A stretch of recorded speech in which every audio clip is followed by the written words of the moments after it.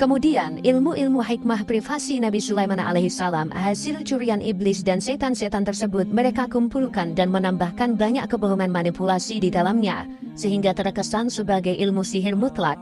Lalu setelah Nabi Sulaiman alaihissalam dipastikan sudah wafat, iblis menguburkan ilmu sihir tersebut di bawah kursi Nabi Sulaiman, yang selanjutnya menemui dukun Bani Israel dan menunjukkannya tempat Nabi Sulaiman menyembunyikan ilmunya sebelum wafat.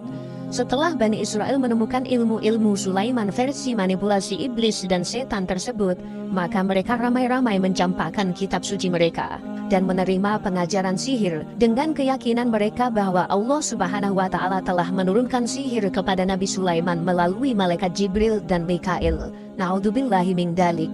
Dan selama itu Bani Israel meyakini bahwa Nabi Sulaiman alaihissalam adalah ahli sihir sehingga bisa menundukkan bangsa jin, binatang, dan burung-burung sebagai tentara-tentaranya.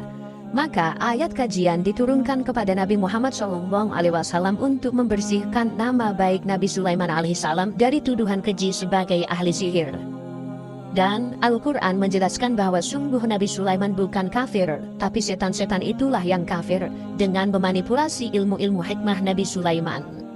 Allah Subhanahu wa Ta'ala berfirman, "Wattaba'u ma tatlu syayatinu ala mulki Sulaiman, wa ma kafaru Sulaiman walakinna syayatina kafaru yu'allimuna an-nasa as-sihra." Yang artinya, dan mereka mengikuti apa yang dibaca oleh setan-setan pada masa kerajaan Sulaiman. Sulaiman itu tidak kafir, tetapi setan-setan itulah yang kafir. Mereka mengajarkan sihir kepada manusia. Pada saat ayat kajian ini diturunkan kepada Nabi Muhammad SAW di Madinah, maka seluruh ulama Taurat di kawasan mengadakan pertemuan darurat di Madinah. Mereka berdebat seru tentang pernyataan Al-Quran yang membersihkan nama Sulaiman bin Daud bebas dari tuduhan kafir dan ahli sihir.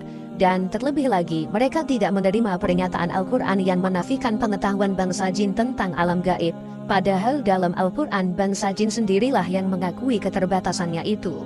Allah Subhanahu wa Ta'ala berfirman, "Wa anna la nadri asyarun urida bimang fil ardi am arada bihim rabbuhum rasyada." Yang artinya, dan sesungguhnya kami, jin, tidak mengetahui adanya penjagaan itu, apakah keburukan yang dikehendaki orang yang di bumi, ataukah Tuhan mereka menghendaki kebaikan baginya.